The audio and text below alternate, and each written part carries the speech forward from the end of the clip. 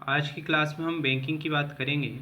Banking में हम बैंकों के इतिहास की बात करेंगे कि किस बैंक की स्थापना कब हुई। 1770 में भारत में पहला बैंक बैंक ऑफ हिंदुस्तान आया, जो कि एक यूरोपियन बैंक था।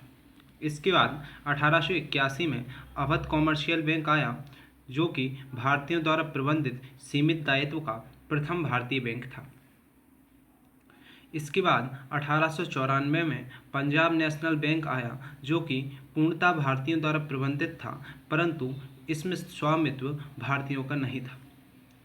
इसके बाद 1806 में बैंक ऑफ बंगाल, 1840 में बैंक ऑफ बॉम्बे और 1843 में बैंक ऑफ मद्रास की स्थापना हुई। 1921 में तीनों बैंकों को मिलाकर इंपीरियल बैंक ऑफ इंडिया की स्थापना हुई, जिसका 1 जुलाई 1955 को राष्ट्रीयकरण हुआ और इसका नाम बदलकर इंपीरियल से स्टेट बैंक ऑफ इंडिया कर दिया गया। इसके बाद 1959 में 8 क्षेत्रीय बैंकों को राष्ट्रीयकृत कर एसबीआई के सहायक का दर्जा दिया गया।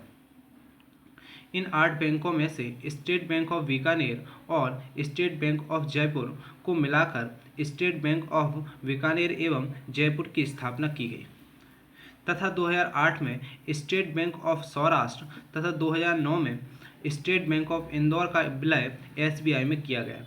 इसके बाद 1 अप्रैल 2017 में शेष बचे 5 बैंकों तथा भारतीय महिला बैंक का विलय भी एसबीआई में कर दिया गया। एसबीआई का विज्ञापन है with you all the way तथा इसका मुख्यालय मुंबई में है। भारत का ये सबसे बड़ा व्यापारिक बैंक है। विदेशों में इसके सबसे अधिक कार्यालय हैं। लगभग 28 देशों में इसके 59 कार्यालय हैं। इसके बाद आता है 1911 में सेंट्रल बैंक ऑफ इंडिया, जो कि भारतीयों का था, जिसमें स्वामित्व भारतीयों का था तथा प्रबंधन भी भारतीयों का था। इसकी स्थापना पोच खान वाला ने की थी तथा इसके पहले चेयरमैन फिरोज शाह मेहता थे। इसके बाद ब्रिटिश भारत की संसद में 1934 में आरबीआई एक्ट पारित होता है तथा 1 अप्रैल 1935 से आरबीआई अपना कार्य आरंभ करता है। इसीलिए 1 अप्रैल से वित्तीय वर्ष की शुरुआत मानी जाती है।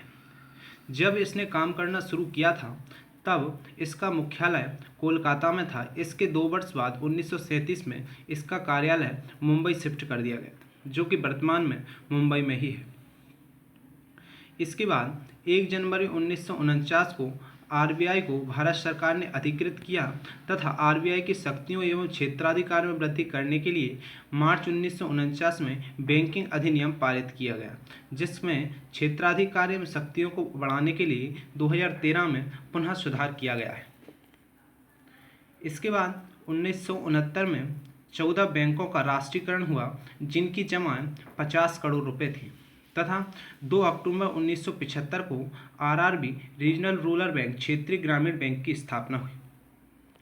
इसके बाद 1980 में 6 और व्यापारिक बैंकों का राष्ट्रीयकरण हुआ, जिनकी जमा 200 करोड़ रुपए थी। इसके बाद 12 जुलाई 1982 को नाबार्ड की स्थापना हुई।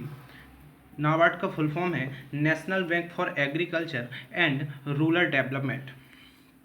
इसके बाद 1993 में न्यू बैंक ऑफ इंडिया का विलय पीएनबी में पंजाब नेशनल बैंक में कर दिया गया तथा 1 अप्रैल 2019 को विजया बैंक और देना बैंक का विलय बैंक ऑफ बड़ौदा में किया गया।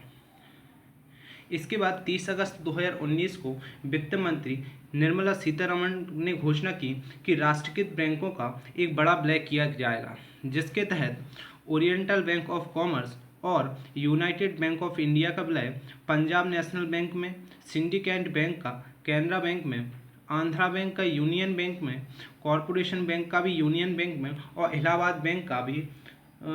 बैंक का इंडियन बैंक में विलय हुआ, जो कि 1 अप्रैल 2020 से प्रभावी हुआ। वर्तमान में व्यापारिक बैंकों की संख्या 12 है।